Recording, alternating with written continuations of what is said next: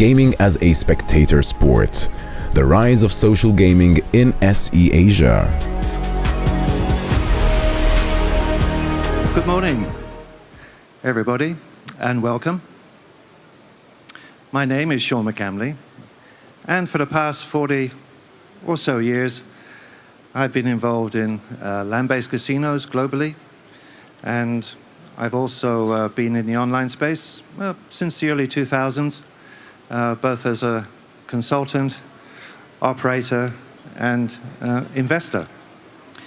And today, I'd like to talk to you about an emerging, highly profitable vertical, which actually addresses the way that we engage with players, particularly here in Southeast Asia. And that opportunity is social gaming. Social gaming platforms have been around for a number of years, at least 15. They really are very, very attractive, I would say addictive in a lot of areas, but they're not gambling. There's no gambling involved in a social platform. Players can never cash out their winnings, and really, it's all about entertainment, and it's all about engagement through gamification tools. And as one of the panels was saying earlier this morning, gamification tools are very important. But social platforms really have excelled at the way that they gamify their platforms through leaderboards, tournaments, tier levels, and even mission statements. But perhaps I could just ask anybody here, has anybody here actually visited a social gaming platform, has actually played on a social gaming business? Well, we got one guy. Hey, Playtika, I have a story about that I'll finish with. But yeah, so look, rather than me try and explain to you what one of these platforms looks like, let me show you.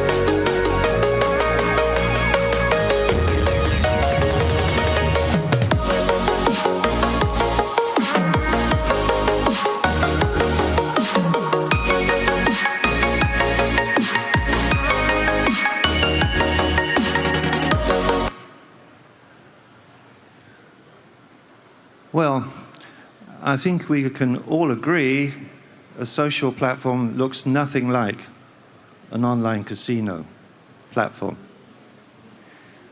It doesn't have thousands of games, game aggravators. The games are important, but they're not critical. And what's critical in a social platform are those social interactions and the gamification tools. But why really should you be looking at getting into a social vertical? apart from anything else, social platforms are a huge revenue earner. By 2027, that's only 2 years away, we'll be looking at $1 billion in revenue just in Southeast Asia. Now, as an operator, whether you're in land-based, or whether you're an investor, or whether you're looking to broaden your reach in online, why would you not want a piece of that $1 billion projection? And it will only increase. Social gaming revenues are one line only, up. Just as an update, really, to help you understand, Aristocrat put their toe in the water for social 4 or 5 years ago. They've got great games, as we know, and they decided that they wanted to broaden and move into the social space. As of last year, 30% of Aristocrat's revenue now comes from their social business. 30% of their revenue from social. Light & Wonder, same story. Decided that they wanted to broaden their product, so they moved into social. Quite a big way. They acquired a very, very good gaming studio called SciPlay. I was told by a reliable source that their social business now outpaces their total slot revenue globally. So I think the message there is pretty clear. Social business is not just an afterthought, it's something that companies really need to consider and get into from a strategic planning.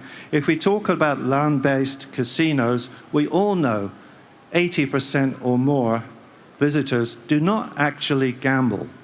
They visit the properties, particularly you look at the wonderful properties that we have here in the Philippines, but they just don't gamble. But nearly all of them register on a property's loyalty program. So if you do have a social product, you now have an opportunity to pitch to that particular market segment to become social players. Whether you're an online operator or whether you're a land-based casino, it's critical to always look to broaden your player database. It's a critical part of strategy.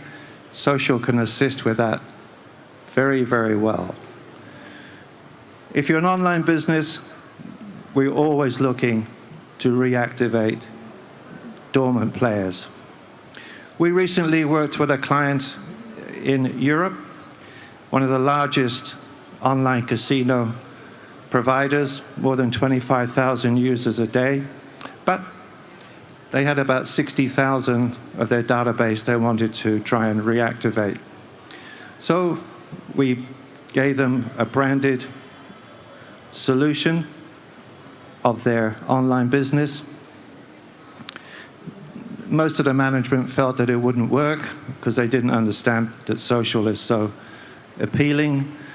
Long story short, within 6 weeks, more than 40,000 of that database had registered, and they converted more than 4 million points to purchase in the virtual currency.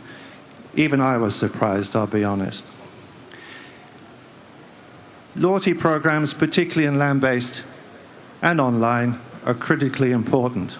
But to be honest, they're pretty boring. There's only so much you can do with a loyalty program. If you gamify, if you put it through a social structure, it's immediately more interesting, just by virtue of the fact of what the social platforms offer. Because there is no, players can't cash out their winnings, I'm always asked, so, how do the sites make money? And there is no gross gaming revenue in this business. Hard to understand, particularly when you come from the gaming industry. But if there's no gross gaming revenue, how do the platforms make their money? 80% of their money actually comes from in-app purchases.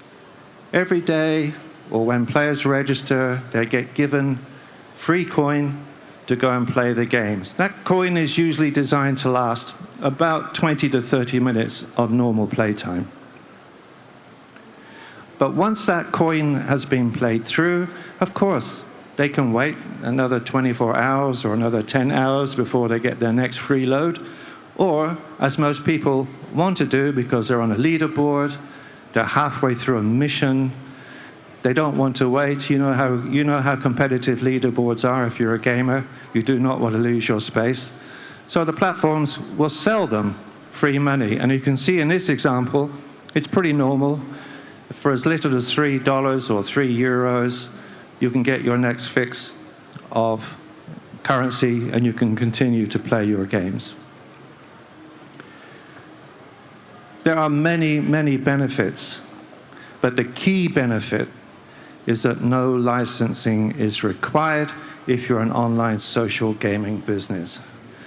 Now, that might just seem fairly ordinary, but if any of you here today have gone through a licensing process, yes, you all know, we all know, it's a nightmare, it's a headache, it's time-consuming, it's very costly. Can take up to 12 months. Can be upwards of $500,000 before you get your license, depending on which jurisdiction you want to move into. With an online social business, you do not need to be licensed. There's no jurisdiction I'm aware of, perhaps you can help me, but there's no jurisdiction that specifically you need to be licensed to operate an online gaming business, online social business. It's a key point to remember. In any business, if you're in the online space, global reach is a key element. With social, you are not restricted to cross-border requirements. You're not restricted to where you can go, to where you can market. We advise our clients, perhaps keep away from China, because whatever the Chinese government says today can change tomorrow. But when you're looking at an online business, global reach is a key point.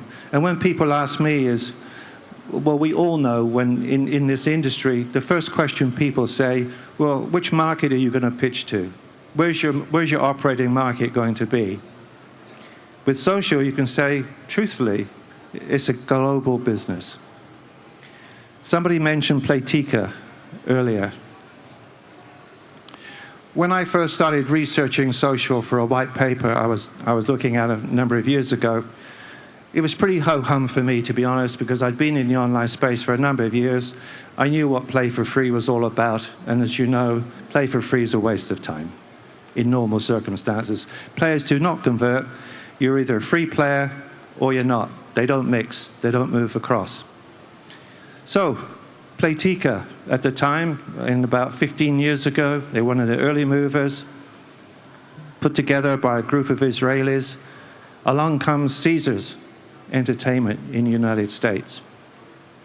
Caesars wanted to get into social. So they acquired Playtika.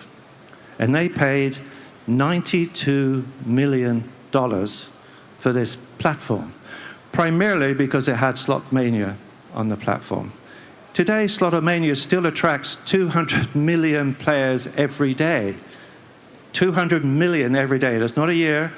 That's what that particular game on Facebook still achieves. Anyway, Caesars paid $92 million at the time. We all raised our eyebrows thinking, wow, $92 million is just for a social platform? Amazing. Anyway, Caesars did not do a lot with that particular platform, but moved the dial forward 4 years. Caesars were approached by a group of Chinese businessmen. They offered them $4.1 billion for the same platform. Of course, Caesars sold the business. But the message there is complete. The social business is not a trend. It's not an add-on. It's not something different. It's a real strategic opportunity, and it can create a real advantage in your business. So, in the Philippines, in a lot of the Southeast Asian countries, it's a rapidly rising business.